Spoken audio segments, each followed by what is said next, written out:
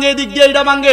আরে শোনো, বাংলাদেশে মাজার যারা ভাঙতেছে এরা উগ্রপন্থী, কিন্তু বাংলাদেশের যারা মাজারের বিরোধিতা করতেছে এরা আসলে বিরোধী না, এরা ভাঙার চেষ্টা করবে, করতে থাক না। আমার যদি কেউ হুজুর এত মাজার ভাঙে আপনারা কিছু কর না, আমি কই না কিছু কই না তো, কারণ কি আমি কই না ভাঙ্গ কয়েকটা, ভাঙ্গার পর জন এটার একটা প্রতিশোধ আল্লাহ জন যুদ্ধের ঘোষণা দিছে, আল্লাহ লয়ে নেব, দুই একটা জন টের ফেলে নেব, এরপর দেখবি ঠান্ডা হয়ে যাবো। আমি জানতে চাইলাম জবানের মালিক কে? আপনারা বলছেন আল্লাহ। বন্ধুরে, এই আল্লাহর দেওয়া জবান দিয়া আপনি আমি যদি এই জান্নাতের বাগানে বইসা আমার আল্লাহ তাআলার পেয়ারা হাবিব মুহাম্মদ মুস্তাফা আহমদ মুস্তাফা সাল্লাল্লাহু আলাইহি ওয়াসাল্লাম নবীর উপরে আমার আল্লাহ তাআলা একটা কিতাব নাযিল করছে, যেই কিতাবটা এই রামপুর বাটিকালী সীমা এলাকার প্রত্যেক মানুষের ঘরে ঘরে আছে। আমার মা বোনেরা রমজান মাসে খতম করে, আমার মা বোনেরা সকাল সন্ধ্যা তেলাওয়াত করে। বাজান রে, জানতে চাই ওই কিতাবটার নাম কি? জোরে কন্যা নাম কি? আল্লাহ কয় বান্দারে ও আমি আল্লাহর বান্দার দলেরা, আমি আল্লাহ তাআলার ওই কোরআন যদি তোমরা তোমাদের জবান দ্বারা এক লুৎফ পরিমাণ তেলাওয়াত করো, কয় লুৎফ? এক লুৎফ পরিমাণ তেলাওয়াত করো মাবুদ, এক লুৎফ পরিমাণ তেলাওয়াত করলে আমরা লাভটা কি হইব আপনার কাছে জানতে চাই। আমার আল্লাহ কয় জগতের বান্দার দলেরা, এই তেলাওয়াতের মাধ্যমে এক নাম্বার রে বান্দা আমি তোমার জীবনের গুনাহ ক্ষমা কইরা দিব। আল্লাহ আমরা তো আমাদের গুনার খবর জানি না, আমি তোমার জীবনের গুনাহগুলা ক্ষমা কইরা দেই মাবুদ। আল্লাহ জীবনের গুনাহ তো ক্ষমা করেন বুঝতে পারলাম।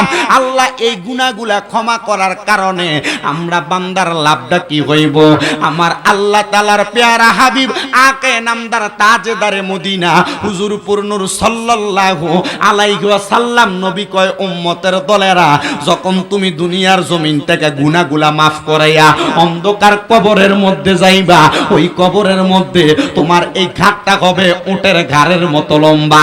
ইয়া রাসূলুল্লাহ, ইয়া হাবিবাল্লাহ নবী গো, আপনি নবী বলেন ঘাটটা উটের ঘাড়ের মতো লম্বা কেন হবে? আমার নবী কয় গুনাহ না থাকার কারণে। চেহারাটার মধ্যে এমন একটা নূরের তাজাল্লি জ্বলবরে বাবারা, ওই নূরের তাজাল্লির কারণে আমার নবী কয় আমি আমার আল্লাহরে দেখাইয়া দিমু গো আল্লাহ। এই যে উম্মত গুলা দেখেন যাদের চেহারার মধ্যে নূরের তাজাল্লি দেখা যায়, এদের জীবনে কোনো গুনাহ নাই, এরা হইল আমি আখিরি নবী মুহাম্মদ মুস্তাফা সাল্লাল্লাহু আলাইহি ওয়াসাল্লাম নবীর উম্মত। হে আমার পর্দার অন্তরালের মা বোনেরা, আজকে রামপুর বাটিকালী সীমা এলাকার ভাই বাবারা বন্ধুরা, পর্দার অন্তরালে শুনতেছেন মা বোনেরা, আমার দেশ বিদেশের প্রবাসী ভাই বাবারা বন্ধুরা, মনোযোগ দিবেন। যদি আমার আল্লাহ তাআলার কোরআনের তেলাওয়াতের কারণে জীবনের গুনাহগুলা মাফ হইয়া আমরার চেহারাটার মধ্যে নূরের তাজাল্লি ফক ফক কইরা জ্বলে, আমি জানতে চাই আমরা সবাই ওই আল্লাহ তাআলার কোরআনের তেলাওয়াত করার দরকার আছে না নাই? বলে হুজুর কোরআন তেলাওয়াত করার দরকার আছে বুঝলাম, আমার বয়স বেশি হয়ে গেছে, আমি তো কোরআন পড়তে পারি না। আল্লাহর নবী রহমাতুল লিল আলামিন নবী উম্মতের কত সহজ রাস্তা দেখিয়ে দিছে। আমার নবী কই উম্মত বয়স বেশি হওয়ার কারণে কোরআন পড়তে পারবা না, চিন্তা করো না। ইয়া রাসূলুল্লাহ, কেন গো নবী? শিখাইয়া দেয় কোরআনের দিকে তাকায়া থাকবা। সাহাবাই কেরাম ডাক দিয়া কয় নবী লাভটা কি হবে? আমার নবী কয় চাইলেও সওয়াব। নবী গো জানতে চাই ইয়া রাসূলুল্লাহ, যারা পড়ব তারা যেই সওয়াব পাইবো, আমরাও যেই সওয়াব পামুনি, আমার নবী কয় পাইবা।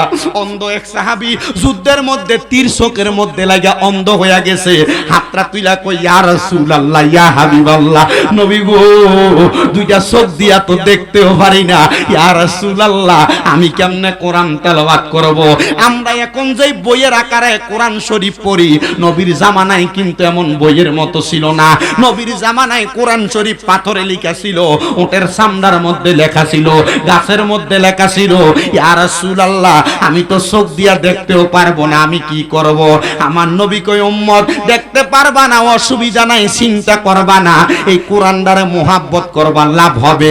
আসেন বাবারা বন্ধুরা, ওই কোরআনটারে মুহাব্বত কইরা আমরা সবাই জবান খুলে জোরে জোরে পড়ি ফি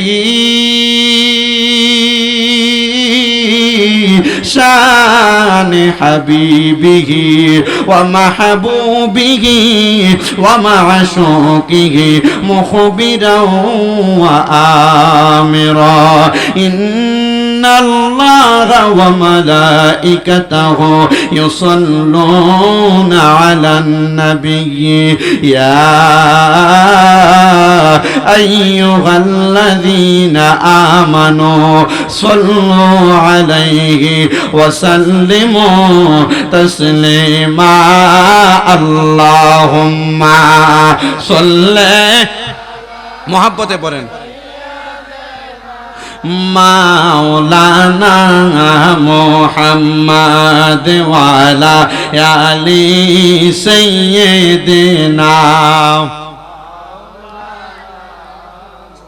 জগত পাগল কাবার জন্য কাবা পাগল মাবুদের মাবুদ পাগল দয়াল নবীজি পাগল উম্মতের আল্লাহুম্মা সাল্লি জোরে জোরে পড়েন মাওলানা মুহাম্মদ ওয়া আলা আলি সাইয়্যিদিনা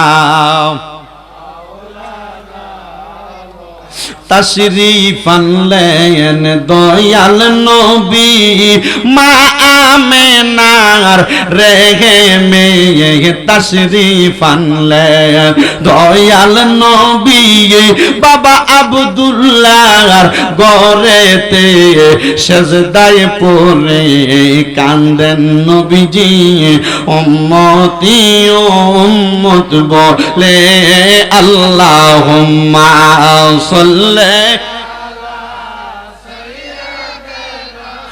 माওলানা মুহাম্মদ ওয়া আলা আলি সাইয়্যিদিনা মুহাম্মদ লা ইলাহা লা ইলাহা লা ইলাহা ইল্লাল্লাহ লা ইলাহা ইল্লাল্লাহ লা ইলাহা লা ইলাহা আল্লাহ আদম হাওয়া বানাইলা তুমি বেহেশতের মাঝে রাখিলা কন্যা আদম হাওয়া বানাইলা আল্লাহ বেহেশতের মাঝে রাখিলা আবার হেকমতে গন্ধম খাওয়াইয়া হেকমতে ইয়া দুনিয়াতে পাঠাইলা লা ইলাহা লা ইলাহা নামাজ রোজা সাইর না কেহ মা বাবার খেদমত সাইর না আমার নবীর দরদ ভুইল না বলেন নবীর আমার নবীও তোমায় ভুলবে না লা ইলাহা লা ইলাহা হায়রে অনেক দূরে মদিনা আমরা কেমনে যাব জানি না রামপুরের মানুষ মদিনা যাইতে চাই কি চাই না আল্লাহর দোহায় কারা কারা যাইতে চাই ডান হাতরা তুইলা দেখায় আমার আল্লাহ যেন কবুল করে জোরে একটা তাকবীর দিবেন নারে তাকবীর এটা দিয়া শাহবাজপুর ব্রিজটা ফারন যাইতো না একটু জোরে তাকবীর দেওয়া লাগবে আসলে কোন মদিনা যাইতে চাই কি চাই না জোরে একটা তাকবীর দোসে বাবা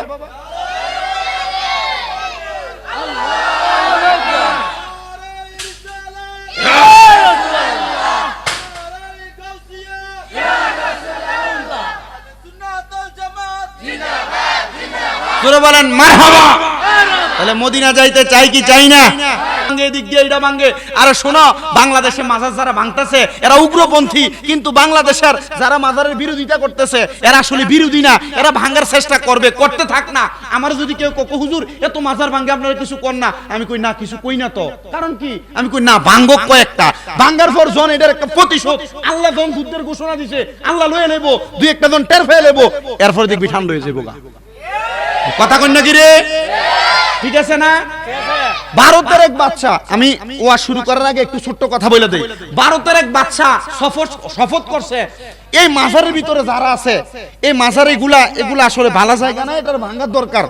এ শপথ কইরা ভাঙতে ভাঙতে 101টা মাজার ভাঙছে। কয়টা মাজার? 101টা মাজার ভাঙছে।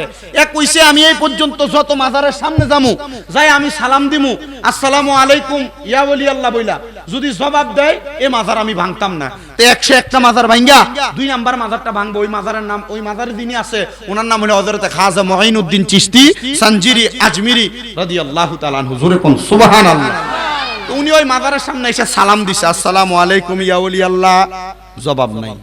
আসসালামু আলাইকুম ইয়া ওলি আল্লাহ, জবাব নাই। মাজার ভাঙতে গেছে এমন টাইমে আরেক বাদশা ডাক দিয়া কই, এ বাদশা মাজার তো ভাঙবা, তুমি তো ওয়াদা করছো সালাম দিবা 3 বার, কয়বার দিছো? কই 2 বার। আরেকবার বাকি দিয়া দাও। উনি বলে আমি 3য়বার সালাম দিলাম, আসসালামু আলাইকুম ইয়া ওলি আল্লাহ, সালামটা দিতে দেরি, মাজার থেকে সালামের জবাব আসতে দেরি করে নাই। শুধু জবাব আসে নাই, হাতটা বাহির কইরা দিয়া আমার হাতের সাথে হাতটা লাগাইয়া মুসাফা পর্যন্ত করছে। আমি জিজ্ঞাসা করলাম কারণ কি, 2 বার সালাম দিলাম জবাব কেন দিলেন না? উনি বলে আমি আমার মদিনার কামলিওয়ালা দয়াল নবীর সাথে মুলাকাতের মধ্যে ছিলাম, এই জন্য আমি তোমার 2 বার সালামের জবাব দেই নাই, 3য়বার দিলাম। তবে মনে রাখবা যতগুলা আল্লাহর বন্ধুর মাজার ভাঙছো, আল্লাহর বন্ধুদেরকে আক্রমণ করছো, এরাও কিন্তু এদের মাজারে আছে। তুমি কি জানো না আমার আল্লাহ ঘোষণা করছে আল্লাহর বন্ধুরা মরে না, তারা তাদের মাজারে কবরে তাদের মাকবারার মধ্যে নামাজ আদায় করে, এই জন্য তারা তোমার সালামের জবাব দেয় নাই। ওই বাদশা কয় হুজুর আল্লাহর কসম, আল্লাহর কসম, আল্লাহর কসম, আপনি একজন যেহেতু জবাব দিয়া দিছেন, আপনার কথার সাথে সাথে আমি ওই 101টা মাজারকে আমি আবার পুনর্গঠন করে দিব। বন্ধু আমার রে, মাজারগুলা তারা ভাঙার জন্য আক্রমণ করতেছে, করতে দেন না, তারা তারার মতো করুক। তারা চিন্তা করছে মাজারগুলা ভাঙ্গা দিব। আপনার মাথার ভিতরে যদি উকুন হয় আপনি আপনার মাথাটারে কাইটটা ফালাইবেন না, উকুনগুলা কেমনে মাথা থেকে সরানো লাগে আপনি সেই চিন্তা করবেন। বিভিন্ন মাজারের মধ্যে বেডি দিয়া গান বাজনা করে, আল্লাহর কসম এগুলা হারাম। বিভিন্ন মাজারের মধ্যে গাঞ্জার আসর বসায় মাজারের আশেপাশে, আল্লাহর কসম এগুলা হারাম।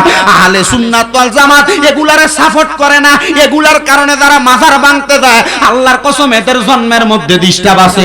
যদি তোমার নিজের মধ্যে টেনশন থাকে, নিজের জীবন নিয়ে চিন্তা থাকে, মাজারে গান বাজনা কইলে গান বাজনা বন্ধ করো। আহলে সুন্নাত ওয়াল জামাত এদেরকে সাপোর্ট করে না। যারা মাজারে গান বাজনা করে আল্লাহর কসম এরা আহলে সুন্নাত ওয়াল জামাতের পথ প্রদর্শন করে না, পথ অনুসরণ করে না। যদি করত তারা কোনোদিন গান বাজনা করত না। যেগুলা গান বাজনা করে এগুলা বাতিল ফেরকা, সুন্নিয়তের এদের সাথে কোনো সম্পর্ক। এই কথা কই না আছে নাকি? আপনারা মনে করেন আছে নাকি? যদি বলে যে হ্যাঁ আছে, এটা শরীয়ত না, এটা মারফত, সাফাত দাত্রাবের আগে 2টা খিসবেন। বলে হুজুর কারণ কি, কি লেগে খিসতাম? কারণ আল্লাহর হাবিব সাল্লাল্লাহু আলাইহি সাল্লাম এবং আল্লাহর কোরআন ঘোষণা দিতেছে মহিলারা পর্দার ভিতরে থাকবো, এরা দি বিড়ি দিয়ে গান বাজা। কথা কন না রে, বাজায় না, বাজায় না। আর এটির কারণে সুন্নিয়তের বদনাম হইতাছে। আল্লাহ আমরারে হেফাজত করুক, এগুলার হেদায়েত দান করুক।